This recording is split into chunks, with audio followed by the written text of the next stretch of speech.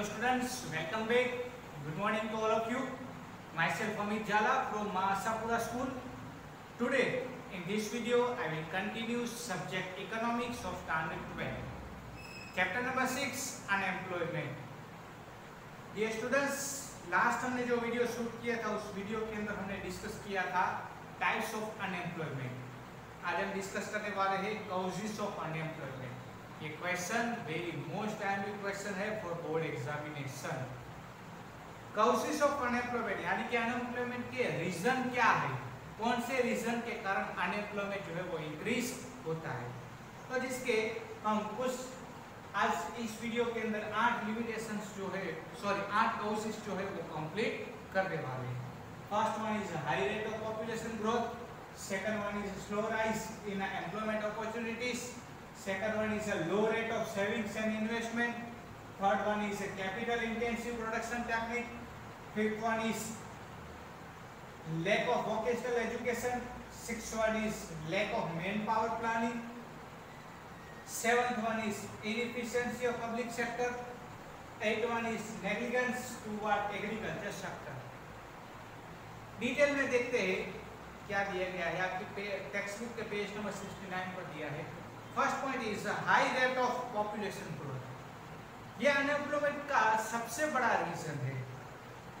Because of high growth rate of population there is a tremendous increase in size of population. Population growth अगर increase होगा तो tremendous यानी कि high level में awesome यानी full population increase होगी. Population जितनी ही इंक्रीज होगी उस सारी की सारी पॉपुलेशन को क्या चाहिए, जॉब भी चाहिए, एम्प्लॉयमेंट चाहिए. अगर जॉब नहीं मिलेगी तो क्या इंक्रीज होगा, लेबर सप्लाई ऑटोमेटिकली क्या हो जाएगा, इंक्रीज हो जाएगा. किसी को भी कुछ भी काम नहीं मिलेगा तो ऑटोमेटिकली लेबर सप्लाई जो है वो इंक्रीज हो जाएगा. तो इस रीजन के कारण पॉपुलेशन इंक्रीज हो रही है लेकिन साथ में एम्प्लॉयमेंट नहीं मिल रहा है.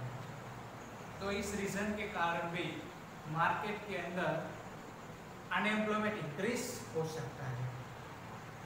According to one estimate, India each year there is an increase in population by 1.70 crore, which is more than total population of Australia.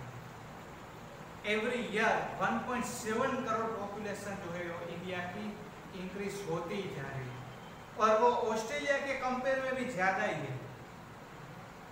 आगे दिया है So with this much increase in population and lack of employment opportunities, it is obvious that unemployment will rise. Population increase होगी, education नहीं होगा, job भी नहीं मिलेगी तो ऑटोमेटिकली क्या इंक्रीज हो जाएगा, अनएम्प्लॉयमेंट. तो इस तरीके से अनएम्प्लॉयमेंट का ये फर्स्ट रीजन जो है वो दिया गया है कि पॉपुलेशन अगर इंक्रीज हुई और सबको जॉब नहीं मिली तो मार्केट के अंदर अनएम्प्लॉयमेंट इंक्रीज हो सकता है. Now second one is slow rise in employment opportunities. Employment opportunities increase हो रही है बट बहुत ही लोवेस्ट रेट में इंक्रीज हो रही है. Slow rise in employment opportunities. Increase in employment and economic growth rate has a strong relationship. Employment और employment growth rate के बीच में स्ट्रॉन्ग रिलेशनशिप है. इंडियन कंट्री के अंदर during the planning period growth rate तो इंक्रीज हुआ but employment increase नहीं हुई. तो इसमें ये बताया गया है तो क्या हुआ, economic growth has remain jobless growth. Economic development jobless जो है वो ग्रोथ कर रहा है, एम्प्लॉयमेंट के बिना ग्रोथ कर रहा है. आगे दिया है First 3 decades of planning, India attained 3.5% of economic growth. First 3 decades of planning के टाइम में 3.5% economic growth था. This growth rate increased to 7.6% in 10th 5-year plan and 7.8% in 11th 5-year plan. Still unemployment increase. आज के time में भी unemployment increase होता ही जा रहा है. अगर एम्प्लॉयमेंट अपॉर्चुनिटीज इंक्रीज नहीं होगी तो और भी अनएम्प्लॉयमेंट इंक्रीज हो सकता है. ग्रीन रिवॉल्यूशन एग्रीकल्चर सेक्टर में भी जरूरी है, अगर वो भी नहीं मिला तो वहां पे भी अनएम्प्लॉयमेंट हो सकता है। ये था second point.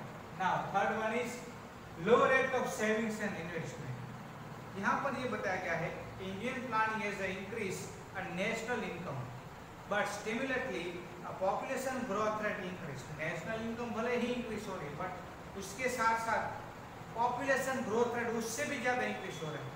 Per capita income में नेशनल इनकम के प्रपोजन में वो लोएस्ट रेट पर इंक्रीज हो रही है। पर कैपिटा इनकम जो है वो लोएस्ट रेट में इंक्रीज होने के कारण जो पॉपुलेशन है वो पॉपुलेशन बेसिक नीड को सेटिस्फाइड नहीं कर पा रही, एक्सपेंस भी नहीं कर पा रहे, और इंडस्ट्रीज का एग्रीकल्चर सेक्टर का हर एक जगह पे रेट ऑफ ग्रोथ जो है वो कम होने के कारण अनएम्प्लॉयमेंट इंक्रीज हो सकता है और इन्वेस्टमेंट भी क्या होगा, कम ही होगा। तो इस रीजन के कारण भी अनएम्प्लॉयमेंट इंक्रीज हो सकता है। Now fourth one is capital intensive production technique. पहले के टाइम में कंपनी के अंदर labour intensive production technique use होती थी, लेकिन अब जो है कैपिटल इंटेंसिव प्रोडक्शन टेक्निक हो गई। लेबर इंटेंसिव प्रोडक्शन टेक्निक यानी कि क्या, जो मजदूरी का काम करवाना है वो लेबर से ही करवाया जाए, वहां पे एक भी मशीन ऑपरेट नहीं की जाए। लेकिन आज के टाइम में क्या हो गया है, कैपिटल इंटेंसिव प्रोडक्शन टेक्निक हो गई, यानी कि कंपनी के अंदर हेवी मशीन्स वगैरह यूज होते हैं। एक मशीन 100 लेबर की जगह ले लेता है। मशीन को ऑपरेट करने के लिए सिर्फ एक लेबर की जरूरत है, उसे एक लेबर को ऑपरेट किया और वो एक मशीन और एक लेबर 100 लेबर का काम जो है वो एक साथ कर लेते हैं। तो इससे क्या होगा, अनएम्प्लॉयमेंट इंक्रीज हो सकता है। तो ये भी एक रीजन बताया गया है अनएम्प्लॉयमेंट का, कि इस रीजन के कारण भी अनएम्प्लॉयमेंट मार्केट के अंदर इंक्रीज हो रहा है। आगे देखते हैं, दिया गया है point number 6, sorry point number 5, lack of vocational education. Degree है, क्वालिफिकेशन है, नॉलेज है, लेकिन आपके पास वोकेशनल एजुकेशन नहीं है, ट्रेनिंग नहीं है, तो आप जो है मार्केट के अंदर इजीली जॉब फाइंड आउट नहीं कर सकते। In India one reason for high educational unemployment is an ineffective educational system.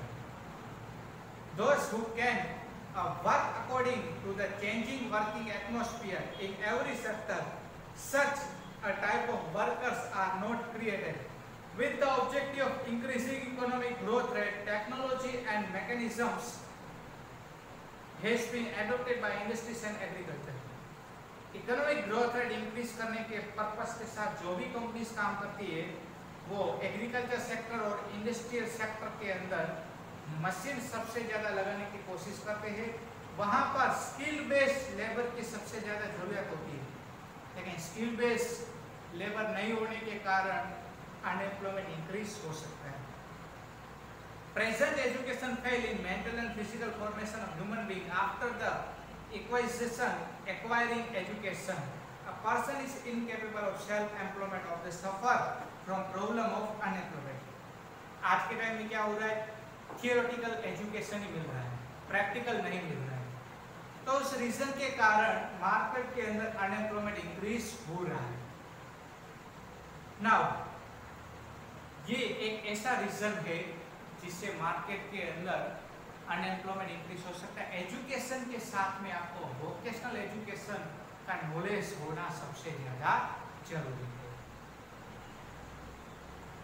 Next point is 6 is lack of man power planning. Man power planning में ये बताया है कि आज के टाइम में कंपनी के अंदर मेन पावर कैसा चाहिए, ये सबसे ज्यादा जरूरी है। आज के टाइम में कंपनी को मेन पावर जो है ऐसा चाहिए जो ऑलराउंडर हो, मास्टर हो, ऐसा मेन पावर सबको चाहिए। लेकिन ऐसा मेन पावर मिल सके ऐसी एजुकेशन सिस्टम भी मार्केट के अंदर नहीं आई है। मेन पावर के साथ में ऐसी एजुकेशन सिस्टम भी होनी चाहिए। एजुकेशन सिस्टम में क्या हो गया है, थियोरेटिकल नॉलेज तो मशीन के बारे में दिया जाता है, लेकिन प्रैक्टिकल नॉलेज नहीं दिया जाता। तो इस रीजन के कारण मेन पावर प्लानिंग के अंदर भी शॉर्टेज देखने को मिल सकता है। आगे दिया है This direct result of lack of planning of the human resources in many cases due to lack of employment opportunities. The doctors and engineers with high degree go to foreign country because of not getting suitable work in our country. Doctors है या तो भाई engineers है वो high degree लेने के बाद भी foreign country में जाते क्यों? क्योंकि यहाँ पर उसकी value नहीं की जाती। तो होता क्या है? During the British rules, British के टाइम में क्या होता था? Gold used to move from India to Britain. Gold क्या हो जाता था? इंडिया से ब्रिटेन में चला जाता था। उसी तरीके से जो इंडियन के अंदर जो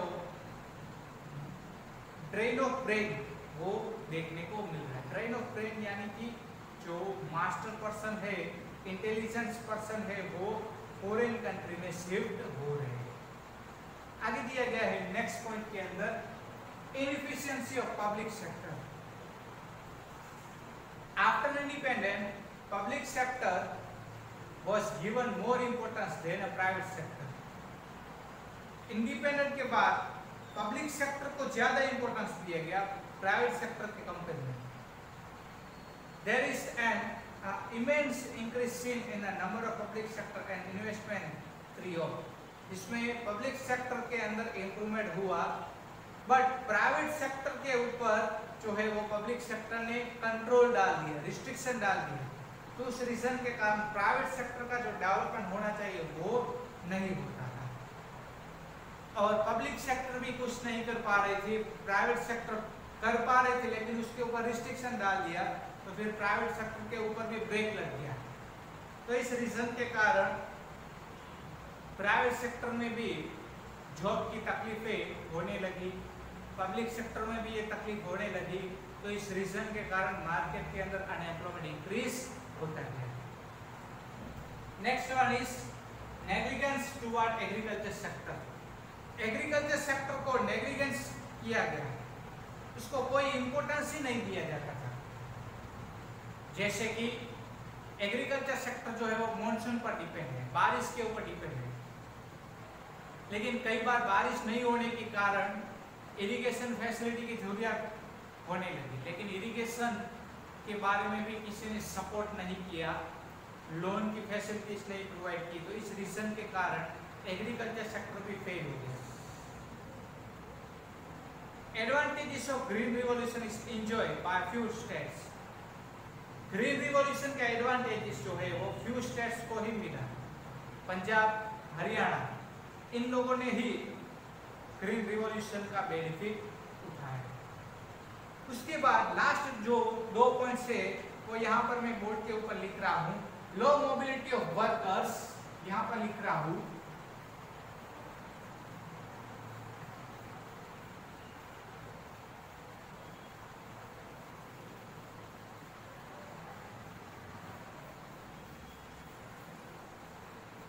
लास्ट 2 पॉइंट जो है वो है